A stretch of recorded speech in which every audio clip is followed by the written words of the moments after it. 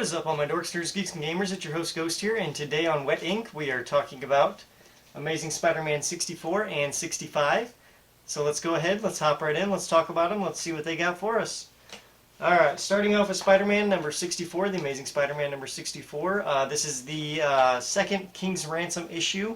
Part 2 of the King's Ransom storyline, which involves Kingpin, who is working with Mordo, who is trying to control the Death Eater for some reason. We have no reason what that reason is yet, but we know that it ties to Norman Osborn because we know Harry is the Death Eater. So he's still trying to defend the Death Eater because he knows a part of Harry is inside there as well. Whereas Kingpin and Mordo are just trying to torture him to get him to talk for whatever reason. I don't know if they're trying to activate the tablets or figure out the spell or whatever they're trying to do for Mordo or for the Death Eater, but Mordo is literally torturing him and making him scream. And Kingpin in this very first page is looking at Norman, and he's like, "This is no longer your son. We're going to get him to talk one way or another," and that's through magic or that's through pain.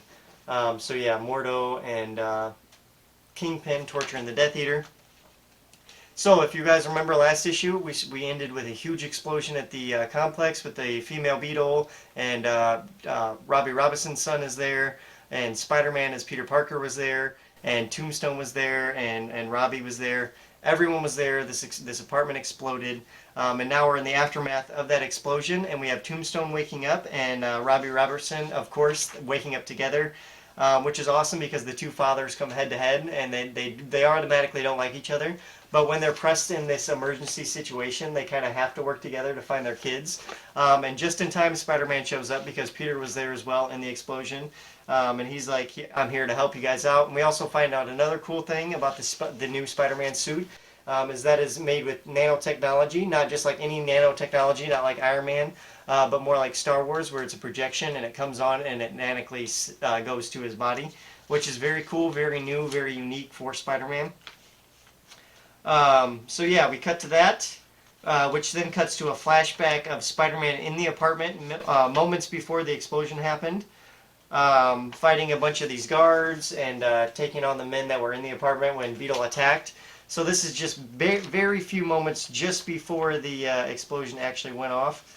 Spider-Man was there, he was fighting people, he was taking them on. But yeah, so Robbie and the female Beetle are now hostages. Spider-Man's going after them. He tells Tombstone and Robbie Robinson that he's going to find them, he's going to take them in, he's going to keep them safe. But you know the female Beetle, they're captured together, her and her boyfriend. She, of course, is not down with it. She gets all talkity and uppity and mad. So she's getting mad at them, and she's getting the villains irritated with her. So it's a very cool villain-on-villain play on how they irritate each other, even though they're both on the same side. So that's a very cool aspect of this issue here, personally. Then we cut to Tombstone and Robbie Robinson, who is actually going down to supervillains and torturing them and beating them up and trying to get answers and literally hanging them like a Batman style would over the rooftop and saying, "Hey, I'll drop you. Don't say I won't." Then at the very end of this issue, like I said, this issue is not very action heavy. It's more setup, plot heavy. So there's a lot of stuff building for this issue that kind of pay off in issue 65. So then at the very end of this issue, we cut to Spider-Man, who gets a letter from Boomerang explaining how he has to do this on his own. He put Grog's life at risk whenever Bullseye took a shot out of him. That he's not doing the right thing, and he feels that he has to do this on his own. So then he goes off on his own, and that's the very last page we get of this issue, is him going off to take on Kingpin and everything else that's happening in this city by himself. So Boomerang is out trying to do the heroic thing by himself. But that's not all we get in this issue. We have a bonus section of a grave being busted open. And then we have Doc Ock actually coming back alive from the dead. So I don't know if this is the real Doc Ock or if this is just the Death Eater playing with Doc Ock's mind or something like that, because you do see the centipede in the ear and then he falls down. So I don't know what's going on here or where this is going to tie into the story, but I do think it plays into the Death Eater aspect of the storyline. Still yet to be decided on where that's going to be landing in the actual far-reaching Amazing Spider-Man story arc that it is. So yeah, that's 64. Moving on to 65. Speaking of which, 65, I love this cover. Very beautiful cover. It almost looks like a Sinister Six cover, but it's not. It's just everything that's going on in New York at the moment, kind of taking Spider-Man on right now. Very nice cover. Beautiful artwork. Alright, so this is King's Ransom Part 3. We start back off with Mordo and Kingpin torturing the Death Eater again, with Norman trying to actually help this time, feeling that it is Harry, and he actually does say the words Harry, so he does acknowledge that it is his son somewhere in there in that monster, and he does want to bring him back to some sort of realistic expectation of human life. So he's still holding out hope for Harry, even though he's sitting there getting tortured by Kingpin and Mordo to find out the answers to activate these tablets or whatever Spider-Man and Boomerang are going after to stop. Then we come back to Tombstone and Robbie Robson, who are once again doing their teamwork trying to find their daughter and son. They do end up catching up to this place because they tortured or they held over the rooftops of this villain who led them here. Which then, so now they go on the attack. They hop in and they go trying to save him. Tombstone gets hit with a knife right in the shoulder, right off the bat. So yeah, these villains aren't playing around. So Robbie's life is definitely at risk, if not Tombstone's himself. Even though he is a supervillain, they're both going to need help. And sure enough, here comes Spider-Man to save the day to take on the two main villains. Well, actually, he's not there yet. He gets the beep to come in, but he's actually behind schedule. He doesn't know if he's actually going to make it there. But lo and behold, someone comes in to help Tombstone. Tombstone's got a team of his own to help him, and they are called the Syndicate. They look like a female Sinister Six. I've actually never seen them in a Amazing Spider-Man comic book yet, but they do look like a female Sinister Six. I'm assuming it has something to do with the female version of Beetle. Maybe she was a part of this team as well. So maybe that ties into it, and that's why they have respect for Tombstone. I have no idea, but it's a beautiful looking shot. They come in, they save the day.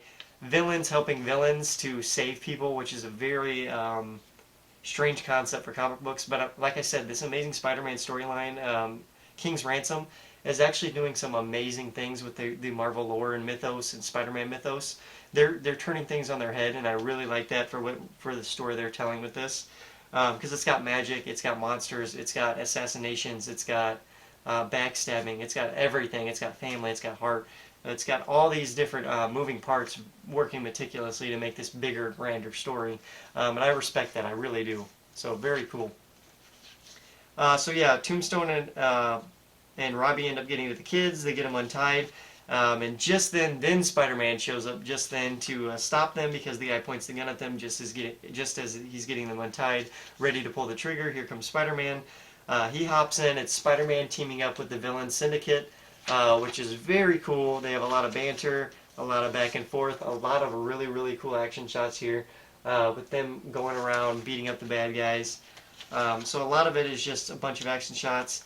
Now the Beetle is into the fight. She's untied. She's hopping in. She's getting her licks in to the bad guys for capturing her. She's all mad. But yeah, Spider-Man's still doing his things. He ends up saving the two kids. He lets them go. He tells Robbie and Tombstone, from here on out, I've got this. I've got to find Tombstone, or I've got to find Boomerang. I don't know where he went. He ran off on his own.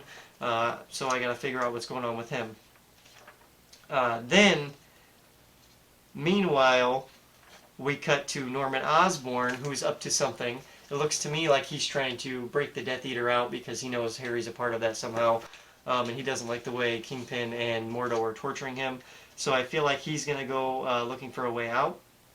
Then we cut back to Peter, who's with Grog, who is at MJ's, who was in issue 62 or 63. He left him there after he transformed because he knew he didn't want him to get in the way and cause any more problems for the city with all the problems that are already going on. So he ends up getting Grog to sniff down Boomerang, which is a great idea because Grog and Boomerang are inseparable in the recent storylines that have been going on in The Amazing Spider-Man.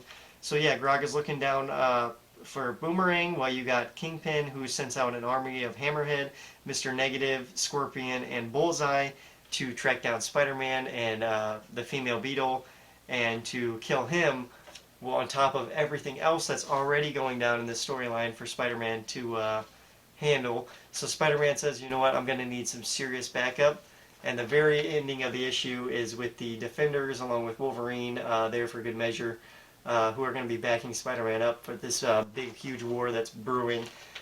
So yeah, very excited for that. Definitely looking forward to it. Issue 65 can't come soon enough. I know it's going to be a 2-week break, they said, between issues. But yeah, I hope you guys enjoyed this episode of Wet Ink. That was Amazing Spider-Man issue 64 and 65. Two very, very good issues. Like I said, 64 is more of a building arc. 65 is more of the explosive, the pendulant episode to the series. It's the second to last episode. I guarantee you that 66 will blow the story out of the water. We'll finally get answers for what these tablets are used for, what the Death Eaters tied into this for, how it's tied into it, and a bunch of these other lingering questions that are still hanging around the series. I hope you guys enjoyed these episodes. Make sure you like, subscribe, and share. As always, keep it right here on Dorkston. Leave your comments down below what other comic book series you'd like to see me cover. Are you more of a DC or Marvel fan? Let me know down below. And keep it right here on Dorkston. I've been your host, Ghost. Adios, guys.